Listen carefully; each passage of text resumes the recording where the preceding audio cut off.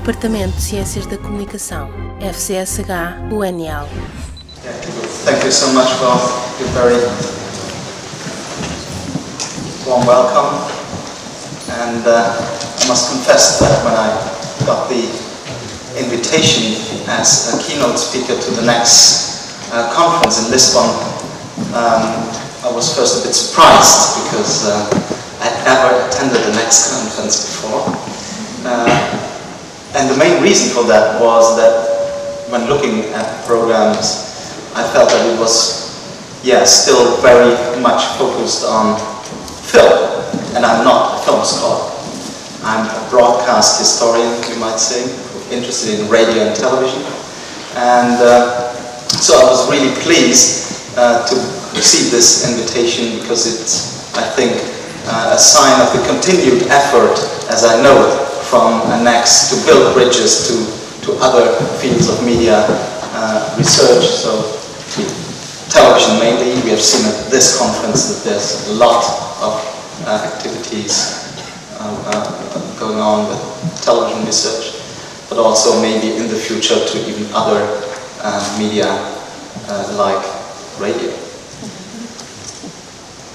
I have a particular love for radio, and I thought I must be provocative in this keynote, and so not speak about maybe what you expected me to speak about, television and archives and all this that I've been doing for the last years. I said no, I will go back to my old love and talk about radio.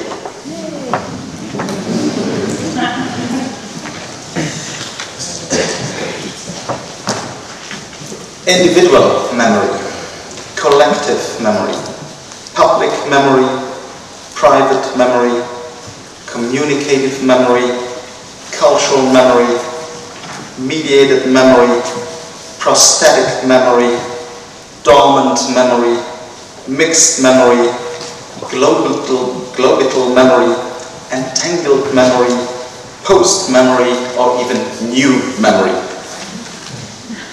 The memory boom in humanities, but also in psychology, neurosciences, and cognitive studies has flooded the academic landscape with a multitude of concepts.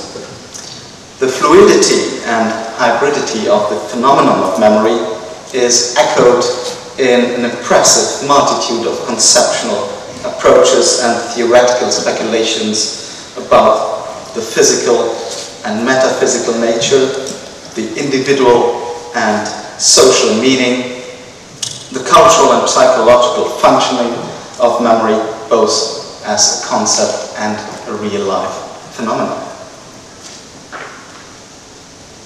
Nowhere, I will not go into this debate tonight and discuss all these concepts. I will rather show you some examples of how to do the history of memory, doing history of mediated memories by looking at, as you will see, transistor songs. I can't remember, speaking about memory, when I first came across this growing literature on memory studies, but I guess it was during my student years as an Erasmus student in France, in Reims, where I was introduced to the work of Maurice Halbwachs and also of Henri Bergson. So I can't remember exactly when this happened, but I do recall my growing surprise witnessing the explosive growth of literature on a topic which had been at the core of historical reflection since the very beginning of historiography. What surprised me most was not the fact that another buzzword was declared the latest fashion in the academic circus and made this scientific wheel turn again, but the fact that the topic of memory was able to mobilize a huge public debate about the importance of our cultural heritage for society in large. Having worked in a museum for science and technology before regaining the university for my PhD, this hype in public attention for memorial practices and debates about the political relevance and cultural significance of memory came as a real surprise to me. I was used to see rather astonished faces when telling people that I worked at a museum. For most people, surely a kind of old-fashioned place with dead objects hidden in dusty glass cabinets.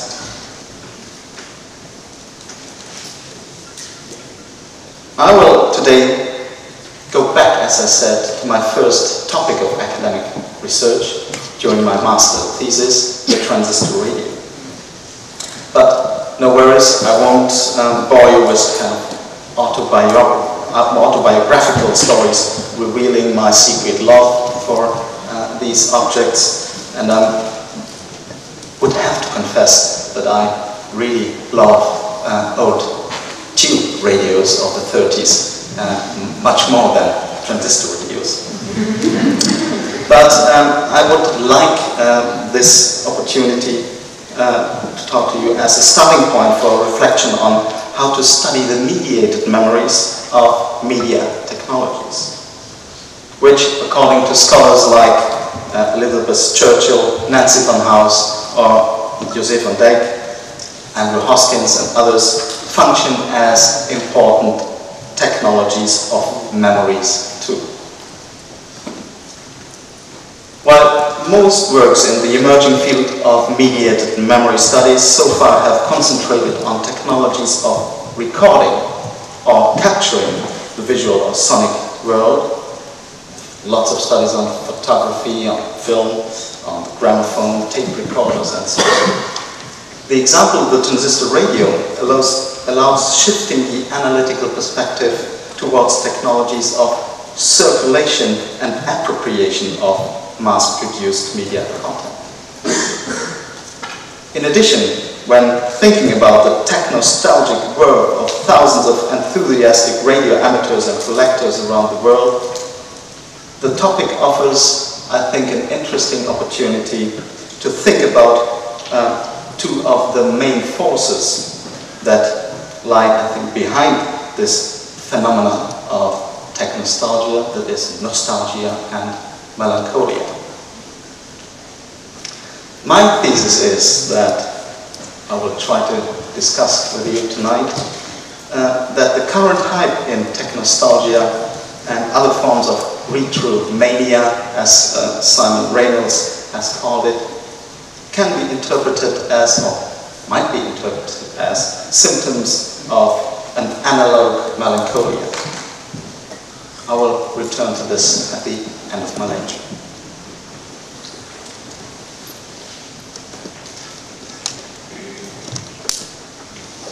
The transistor radio is not a technology of memory in the sense that it has produced material evidences of specific historical moments or events, but rather a memory machine that has produced a rich body of material and literary references to its own history as a media technology and as a medium that somehow inaugurated the era of mobile mass communication devices in the 20th century. Before I will explore the term of memory machine as a metaphor for a critical reflection on the importance of the materiality of technologies of memory in our current debate on digital archives and new memory, I would like to present you the results of a research that I conducted, I think 3 years ago, in the framework of a project called Sound Souvenirs, coordinated by José van Dijk and Karin Beisterveld. And this research dealt with the sonic memories or traces, acoustic traces that the transistor radio left in our popular music culture from the 1950s up to today. A bit, I must say, to my own surprise, I then discovered that hundreds of songs paid tribute to nostalgic memories of the transistor radio as an ambassador of popular music or as an emotional prosthesis and intimate companion. In contrast to the rather poor scholarly work on the transistor radio as technological and cultural phenomenon, still find this very surprising because it's always mentioned as such an iconic technology. So in contrast to the rather poor scholarly work, popular music culture provides us with a real treasure of sources, song lyrics, explicitly dealing with the transistor radio as a cultural phenomenon. From Chuck Berry's Oh Baby Doll to Buck Owens' Made in Japan, the Beach Boys' Magic Transistor Radio to Kraftwerk's Transistor, a broad range of popular music genres to witness of the deep cultural impact of the transistor radio in youth culture and popular memory. Popular music songs are, I think, a fascinating source referring to communicative memory practices. According to the concept of communicative memory as developed by the German social psychologist Harald Welzer, these songs, isolated from their specific cultural meaning as expressed in the song lyrics or melodious composition, can be interpreted as communicative practices actively engaged in the process of construction or reconstruction of the cultural meaning of the object of remembrance, in this case, the transistor radio. The songs are both witness and sign of an ongoing process of symbolic encryption and intellectual appropriation of the transistor as a cultural and technological phenomenon. As such, transistor songs, as you might call them, often reflect personal experiences with the medium and can be analyzed as specific autobiographical, generational, or even intergenerational memories. I therefore agree with José van Dijk's statement that, I quote, musical memories can be understood as an intergenerational transfer of personal and collective heritage, not only by sharing music, but also by sharing stories. I would like to share some of these stories with you.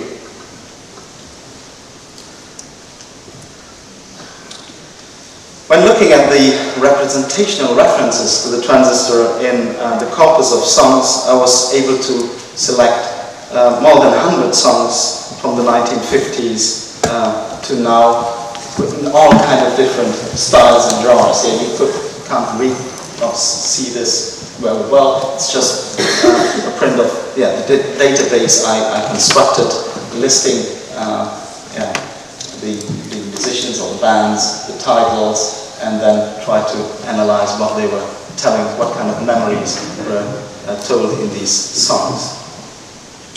When looking at these references, several recurrent topoi or motives could be discovered, emphasizing the spatial, emotional, or social memories of the transistor. In addition to the majority of songs referring to a specific social practice or cultural meaning of the transistor, a distinctive number of songs also demonstrated a rather playful use of the notion as rhetorical figure or simply poetic ornament, or refer to the original meaning of the term as a physical semiconductor and electronic component. In most analyzed songs, however, transistor is used as a synonym for radio in the sense of an electronic consumer good and entertainment medium.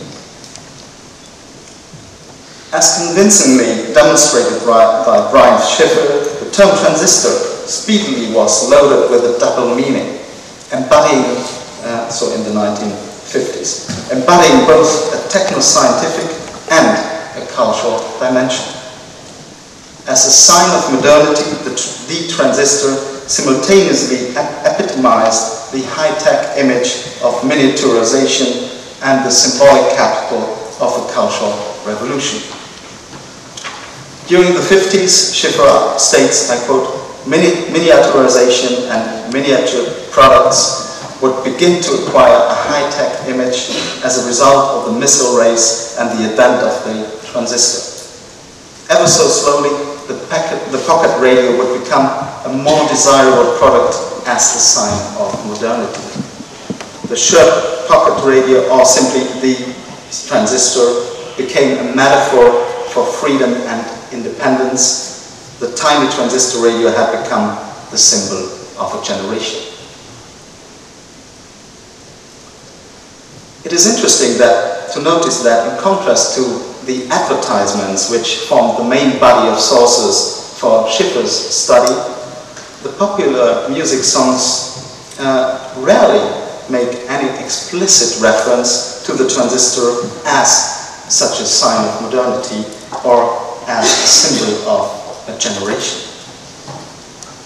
The mediated memories of the transistor rather refer to the context, practices or routines of listening, either in the home as a kind of domestic memories or outside as ambient memories, than witnessing of the epochal importance on a more abstract level.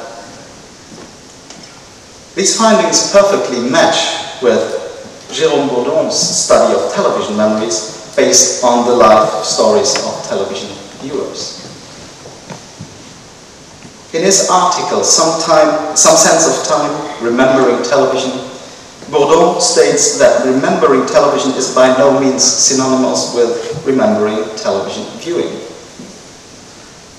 He presents 4 different types of television memories, which he calls wallpaper memories, domestic family viewing memories, event memories, centered around specific television events that were often experienced collectively, like the moon landing or now sports events. Flashbulb memories, mainly individual memories of traumatic or shocking news events like 9/11. And finally, close encounters, personal experience of people with television in the sense of being invited at a television show or having met a TV personality. Looking at the transistor stories, wallpaper memories of the transistor can clearly be identified as the predominant category of memories. And I will return to Bourdon's observation of the importance of these memories of interaction with media technologies at the end of my lecture. Somehow against my expectation, the most frequent transistor memories are not those referring to the specificities of the transistor generally listed in popular or scholarly works, that is, outdoor mobility, ambient use, or, in a more general sense, the portability of the set. Instead, the transistor is remembered as an intimate friend or as a consoling object, linking the often melancholic and isolated listener with the outer world. In her chanson, La Musique, from 1978, a love song of the French singer Barbara, dedicated to an old friend in prison, the transistor radio figures as the only possibility of communication between the two lovers. Quote, "Maybe on your transistor my voice can reach you. This is the only possibility. I have to send you my song." In a similar rhetoric, her compatriot Gilbert Bécaud sang in 1974, "Your transistor is the only bridge between you and me. Through his waves, I easily find my way to you." In her melancholic story about the long-haired boy from around the corner in 1976, the German Schlager singer Ingrid Peters makes the transistor radio the only friend of a poor boy who nobody wants to go out with. Pierre Perret, another French chansonnier, praised the transistor radio as a moral remedy in a song called the hospital. It is striking that most examples of these melancholic references to the transistor originate from musical genres such as Schlager or chanson, well known for their sentimental ballads, as simple, catchy melodies or light pop tunes. These two lyric-driven genres, which typically center on feelings, love, and relationships, seem predestined for the melancholic and technostalgic references to the transistor radio. But in a more general sense, radio serves in a lot of popular songs as a metaphor. A metaphor for, first, communication across physical or geographical boundaries. A good example is, for example, the highly political pop song Radio Free Moscow from the American progressive rock band Techno in 1984. They function as a metaphor for a kind of God-like medium, filling the ether with a voice and music. This is very strongly articulated in the song Radio is God of the Austrian pop group Opus. Or finally, as a metaphor of perfect interpersonal communication, in the sense of being on the same wavelength. The idea of radio as dialogue, so brilliantly analyzed by John Durham Peters in his book Speaking into the Air, recurs as a leitmotif in the countless pop songs dedicated to this media technology. The Talking Heads title Radiohead from 1987 will serve as a kind of representative demonstration of the equation of radio with human conversation and subtle interchange of ideas. Baby, your mind is a radio. Got a receiver inside my head. Baby, I'm tuned to your wavelength. Let me tell you what it says. Transmitter. Oh, picking up something good. Hey, Radiohead, the sound of a brand new world. So look at my fingers vibrate. From their tip down to their toes. Now I'm receiving your signal. We're gonna leave the land of noise. The term wavelength, just like the term transistor, is a nice example of the transition of a technical term closely linked to radio technology into the cultural sphere. Numerous songs play with this metaphor, and Van Morrison, who has produced numerous intimate and melancholic sound souvenirs of the radio, has even used the term as a title for an album released in 1978. The title song, also called Wavelength, centers on fond memories of his adolescence in Belfast, listening to the music of the American Cold War propaganda station, Voice of America. One of the big advantages of the transistor radio when compared to former mobile sets was its energy and thereby cost saving. While mobility, either through battery-powered or detector sets, constituted an original feature of radio from its earliest amateur days on in the 1910s and 20s, the domestication and the power enhancement of radio went hand in hand with the electrification and in the households. So from the late 20s on, all high-performing sets were equipped with growing numbers of electron tubes, making a wired electricity supply not a necessary but a strongly recommended condition of use. In a certain sense, wireless became cabled, and the in-house mobility of the set was restricted to the length of the cord. While this process of domestication has been widely studied, the transistor radio somehow heralded the renaissance of cordless radio. Just like in the pioneering days of detector radios, the transistor triggered a new enthusiasm for mobile radio reception, fueled by the general world for miniaturization and high-tech toys. And one important social epiphenomenon of this resumed liberty of mobile usage was the nascence of a new intimacy of listening. In an article of the German radio technology journal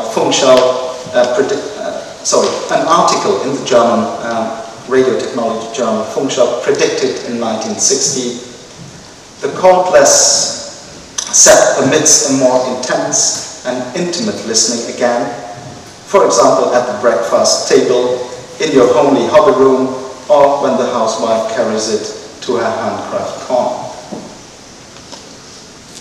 Various songs draw lyrical portraits of such personal listening habits or concrete hearing experiences. In her song, Do You Remember Rock and Roll Radio from 1980, the legendary American punk rock band The Ramones asked, do you remember lying in bed with your covers pulled over your head, radio playing so no one could see you? Another nostalgic tribute to nocturnal experiences with the transistor radio comes from the Canadian hardcore punk formation SNFU, so Society's No Fucking Use. Lyrically known for their love of gross-out humor, violence and tabloidesque pop culture commentary and satire, the title Cheap Transistor Radio from the 2004 album In the Meantime and Between is both a nostalgic reminiscence to their use in the 70s, where possibilities seemed endless, and a slightly wistful pronunciamento to continue that line of thinking. But let's listen to that.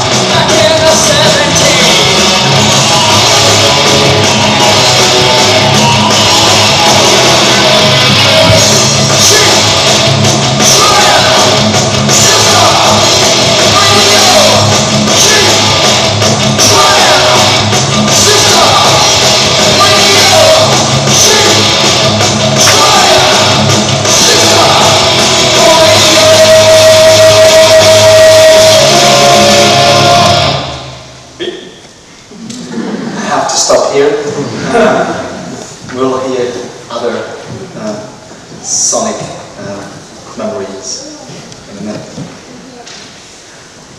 A second group of intimate transistor memories is concentrated around ambient experiences with the transistor as a mobile communication technology.